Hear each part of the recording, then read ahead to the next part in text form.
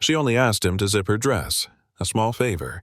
That slammed the door on her entire life. Ivy turned her back and softly said, "Can you help with the zipper?" Ethan gently touched her back.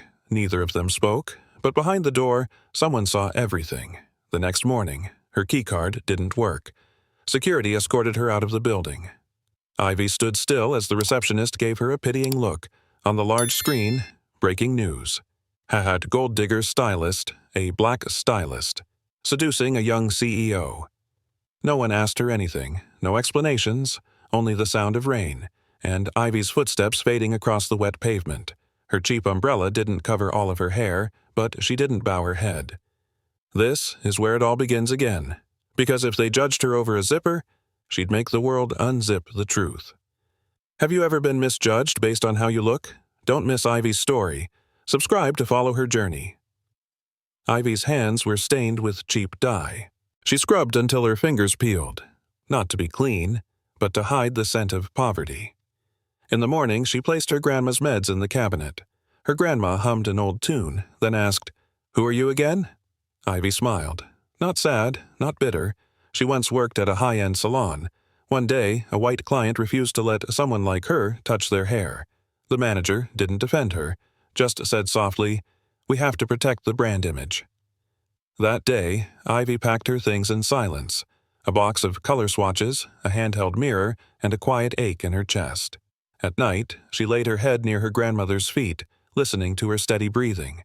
No one saw the calluses on her hands, but Ivy still dreamed of the day. Someone would see what she truly carried inside. Ethan Starling. A face on magazine covers, collar always crisp, tie never crooked.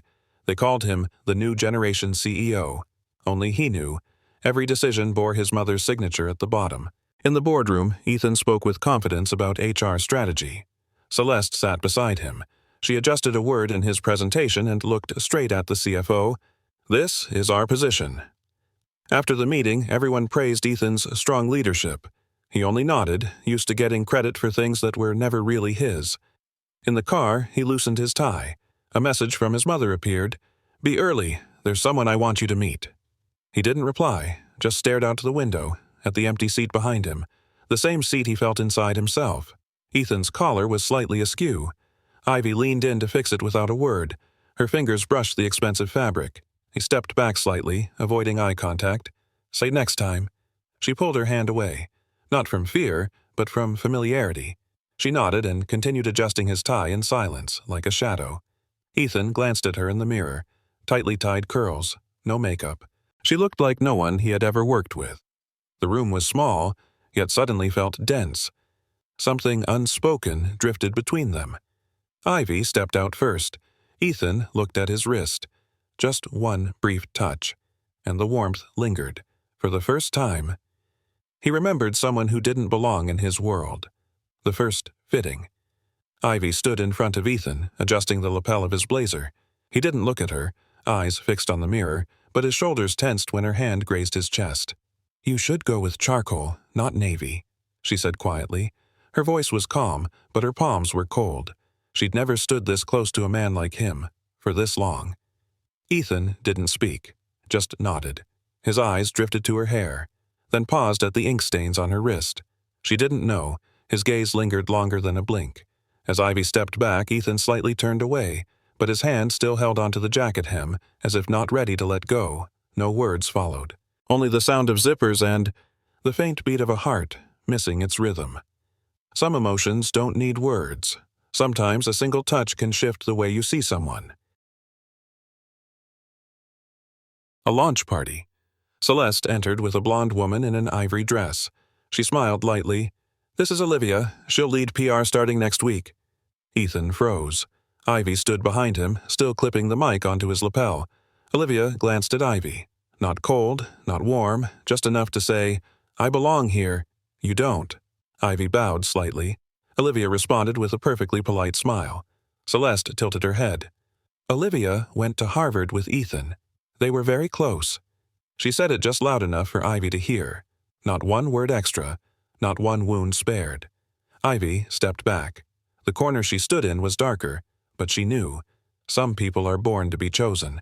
Others are only allowed to fade into the background. "Come with me tomorrow night?" Ethan said it casually, as if it were nothing. Ivy didn't answer right away. She looked down at her worn shoes, chipped nails from a long shift. In her mind, the only dress she owned, not long enough, not elegant enough. "I'm not used to places like that," she said. Even tone. Not sad, not bitter, just a truth she'd carried her whole life. Ethan looked at her. He wanted to say it didn't matter, but said nothing. Ivy turned away, smiling faintly. "Don't worry. Olivia probably fits better." Her words floated like a breeze. But even a breeze can extinguish a spark before it has the chance to burn. Some rejections don't come from lack of interest, but from fear that they'll never be invited again. Only 2 people remained on the balcony after the event. A soft breeze, warm light on Ivy's shoulders. Ethan took her hand. No words. His hand was warm. Hers trembled. A moment of stillness, until the sharp click of heels behind them. Celeste. Her eyes didn't burn. They cut. She looked at their hands, then straight at Ivy. Low voice, each word deliberate. "Who do you think you are to touch my son with dirty hands?" Ivy let go. Ethan stood frozen. The air grew heavy. The wind lost its warmth. Celeste stepped closer. A black stylist.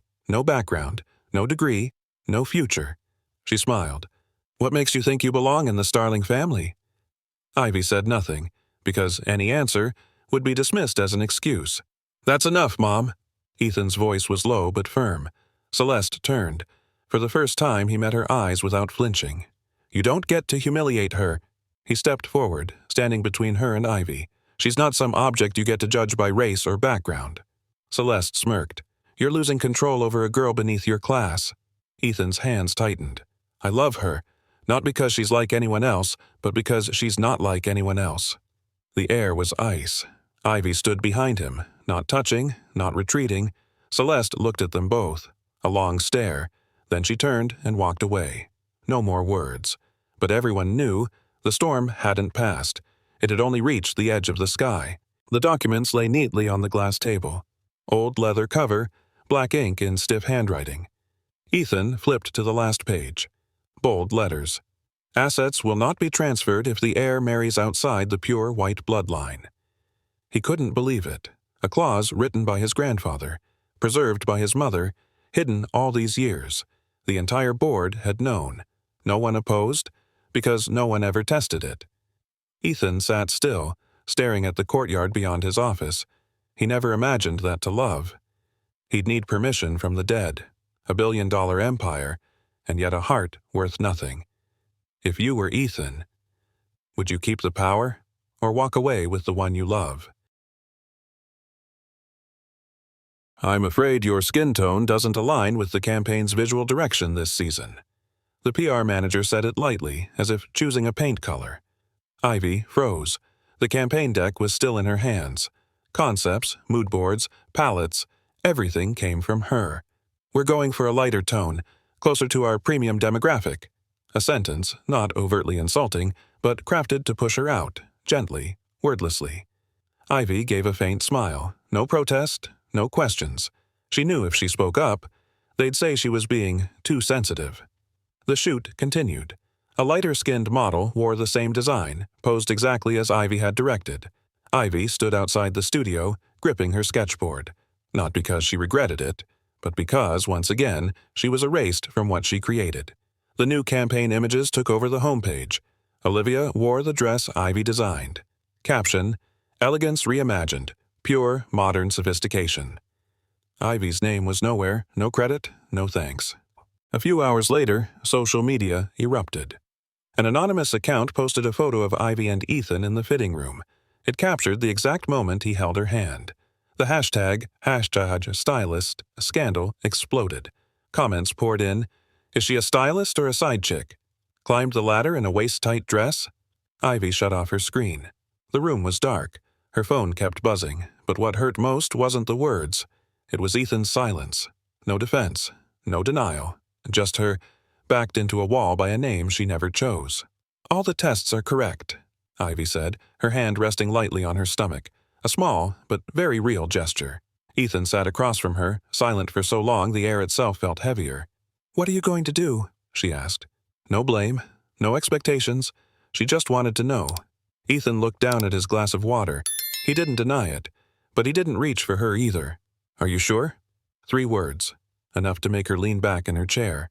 Ivy nodded. No explanation, no tears. The silence stretched, until she stood up. "Don't worry. I never expected you to choose me." Ethan looked up, but it was too late. The door didn't slam. But it left an echo, like the sound of trust quietly breaking. An anonymous email was sent to the entire board. Subject: Stylist Ivy Harper leaked sketches to competitors. Attached, a photo of a design and a fake message. The final line read, "Transfer the money before I send the final file." The rumors spread like wildfire. Ivy was summoned to the executive suite. No lawyer, no explanation. Ethan looked at her. He didn't question. He didn't defend. Just one sentence. "Why would you do this?" To Ivy, that question was the verdict. She stood. "You think I'd sell the thing I live for?" "For what, exactly?" No answer. Only Celeste sitting by the data charts, smiling faintly. Her hand clicked delete email, soft as a breeze. Just like the way she always deletes people who don't belong. A closed-door meeting, just 5 people. Celeste sat at the head. The lawyer laid the file before Ethan, flipping to the final clause. "If you continue your involvement with Ms. Ivy Harper, all inheritance and executive rights will be suspended." Ethan didn't react right away. He stared at the bolded line, as if it had been playing in his mind over and over. This company was his father's legacy, the work of generations. But Ivy, she was the only part that made him feel alive. "We're not against love," a board member said. "We just need you to choose what aligns with the brand." Ethan exhaled. No reply. His hand rested on the table, but he didn't sign. His eyes turned to the window. On one side, a multi-billion-dollar empire. On the other, a woman who once fixed his cuff without asking for permission. The apartment was empty. No more clothes on the door hooks, no sketchboards, just a folded piece of paper on the table. Ethan opened it. The handwriting familiar, slanted, not long, not angry. "I don't blame you. I only regret thinking I could be part of your world. Don't look for me. Live up to your mother's expectations." No signature, just a faded ink line at the bottom. "If one day our child asks about you, I'll tell the truth." Ethan clutched the note, hands trembling. He called. No answer. He went to her rental, empty. The hospital, no records. Every trace of Ivy, gone, like a decision he never got the courage to make. A world that once had her. Now just the sound of paper, crumpling in his palm. Ethan stepped out of the car, shoes sinking into cold puddles. The building manager shook his head. "She checked out this morning, didn't leave an address." Ethan ran through streets she used to walk, called her name into crowds that didn't turn. At the city's last bus station, he stood at the platform. The train had left minutes ago. Only wind and morning mist remained. On the edge of a bench, a silk scarf lay forgotten. Brown trim. The one Ivy used to wrap around her belly. He picked it up, clenched it, eyes reddening. She had gone. Not to hide, but to let go. And for the first time in his life, Ethan realized he had lost something he could never buy back. Not power, but a moment. To say, stay. The board meeting ended early. Celeste remained alone in the room. Internal press release. PR crisis contained. Corporation restabilized. She folded the paper, set it aside. The tea had gone cold. Golden light spilled across her unpainted cheek. The door opened. Olivia walked in, handed over some documents to sign. Celeste nodded, asked nothing. "She's gone, isn't she?" Olivia asked softly. Celeste didn't reply. She looked out the window. Below, Ethan was walking, alone. She had done what she believed was right. Eliminated risk, preserved image, victory. But somehow, in the reflection, her eyes looked hollow, like someone who had just lost herself. Because maybe, the greatest win was never keeping a legacy, but keeping your child. In the family's old storage room, Ethan searched through his father's keepsakes. A thin yellow envelope slipped out of a forgotten album. Inside, an old photo. Celeste, young, longer hair, leaning against a black man. Both were smiling. No guards, no performance. But the photo was torn. Only half remained. The man's face missing. Ethan froze. On the back, in faded ink, Paris, that April. He turned it over and over, trying to piece together the memory someone had tried to erase. And, for the first time, the questions in his heart started to whisper answers. Maybe it wasn't that his mother hated Ivy. Maybe she once was Ivy, and had chosen to bury the part of herself that once knew love. Olivia set down the file, her usual pride gone, her voice low, almost remorseful. Do you know why she hated Ivy? Ethan stayed silent. She continued, eyes fixed on her clenched hands. When she was 21, Celeste loved a black man. She got pregnant. Her family forced her to terminate it.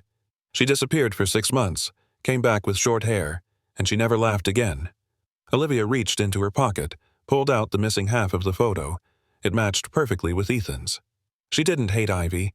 She hated the past she was forced to give up, and could never get back. Ethan clutched the photo, his lips pressed tight. The pieces finally clicked into place. There were no more denials, only debts.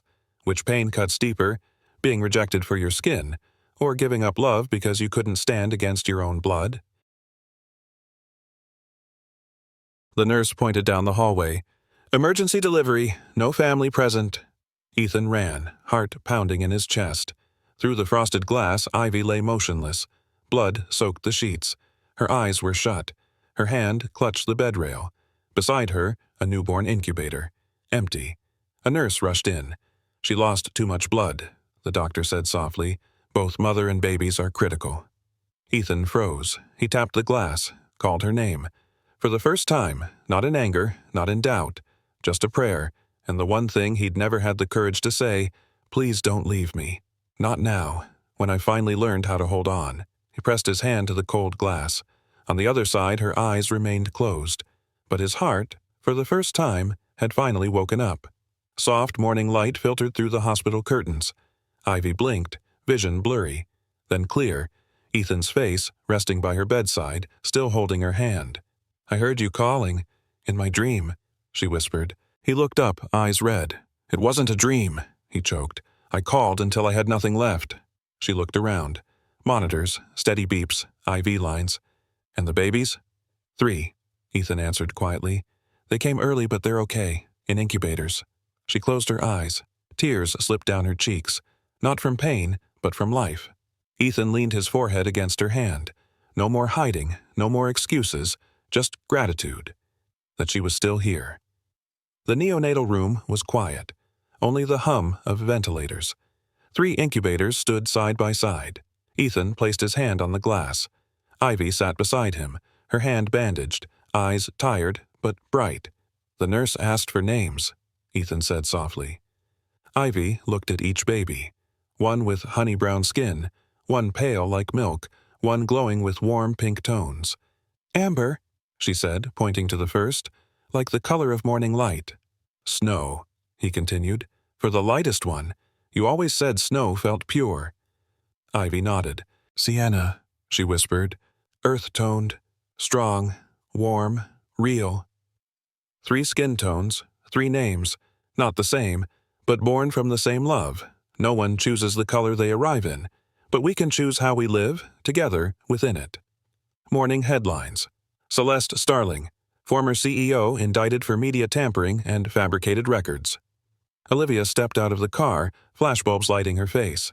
She didn't flinch, just handed over the files and confirmed everything in court. Celeste sat in the courtroom, silent. No tears, no lawyer beside her, no son. Ethan wasn't there. He was home, with Ivy and the children. When he signed away all corporate rights, he said only one thing. I don't need to win. I need to be freed. Silence isn't always cowardice. Sometimes it's the deepest punishment. No one pushed Celeste out of the empire she built. She walked out herself. When she realized she had lost the only thing she couldn't reclaim, a son who chose love over obedience. An unmarked envelope arrived. It simply read, For Ivy. The paper was aged, the handwriting shaky but clear. I was once Ivy. I once loved with a fearless heart. I once dreamed of a world where skin color didn't decide who gets to be happy. But I chose to become Celeste, a name that was clean, safe, accepted. I'm not asking for forgiveness, only for understanding. I never hated you. I was afraid you'd live the life I gave up. My son is braver than I ever dared to be. If one day your daughter asks why the world was once so cruel, tell her this story. but don't let her believe I was the main character. At the bottom, 3 final words. Thank you for living truthfully. A backyard in a quiet suburb. Wooden chairs, wildflowers in glass jars. No reporters, no lavish gowns. Ivy wore a simple white dress, hair loosely pinned. Ethan waited at the end of the path, his eyes on her, only her. Amber led with the flower basket. Snow and Sienna toddled behind, each carrying a velvet ring pillow. Soft laughter, gentle whispers from close friends. No fancy wine, no grand speeches, just 2 people, who, after everything, still chose to hold hands again. Ivy looked at the children. Any skin color, she whispered, can be a witness to love. Ethan held her hand tight, because today they weren't proving anything. They were just living the dream they once feared was too fragile to keep. A small sign hung above the gate. Harper Institute, fashion for women of color. Not a fancy school, no outrageous tuition, just a sewing room, a few mannequins, sketch pads, and warm light. Ivy stood in front of the class, holding a student's first design. A young girl with deep skin tone whispered, "I don't think I deserve to be here." Ivy smiled and placed a hand on her shoulder. You don't have to deserve it. You just have to believe it. That day's lesson wasn't about fabric or color theory. It was about standing tall under doubtful stares and stitching your truth into every seam. No one taught Ivy how to do this. She learned it from being pushed out, so she could come back and open the door for others to walk in. The Creative Inspiration of the Year awards ceremony. Ethan walked on stage, holding a crystal trophy. Spotlights danced around him. He didn't read the speech. He looked straight at the front row, where Ivy sat, hand in hand with their 3 children. "This woman never stood behind me," he began. "She never waited to be led." A pause. "She made her own path, even when it was muddy, quiet, and no one believed it led anywhere." Silence. Then applause broke like thunder. Ivy bowed her head, tears visible. Ethan raised the trophy high. "This award belongs to the one who turned skin into identity, pain into power, and scars into light." The entire room rose, because tonight, the main character needed no introduction. Elementary classroom. Sharing time. Someone I admire. Amber, eldest daughter of Ivy, stood holding a folded paper. "My mom's a fashion designer," she said, eyes bright. "But before that, she got fired for being black." The class was quiet. A boy raised his hand. "Does your mom hate those people now?" Amber shook her head, smiling. "She says, if we hate back, we become what hurt us." The teacher wiped her glasses. A child clapped. Amber folded her paper and added one more line. "My mom makes clothes so people can see themselves as beautiful, no matter what color they are." At the back of the room, Ivy leaned against the doorframe. She didn't step in. She didn't interrupt. She just smiled, because her daughter had learned to love herself without hating anyone else. Ivy was once met with suspicion, pushed aside for her skin, her background, deemed not polished enough for a world built on perfection. But she never broke. She didn't answer hate with hate. She chose to live and love in a way that made others question the mirror they held to her. Because this world doesn't need more standards. It needs more hearts brave enough to accept difference. If you've ever been judged for your skin, your upbringing, or where you came from, comment, "I've been Ivy too." You might be walking through a story you don't even realize is proof of your strength. Don't forget to like, share, and subscribe, so stories like this can reach the ones who need to hear them most. For a world where no one is left behind, for simply being who they are.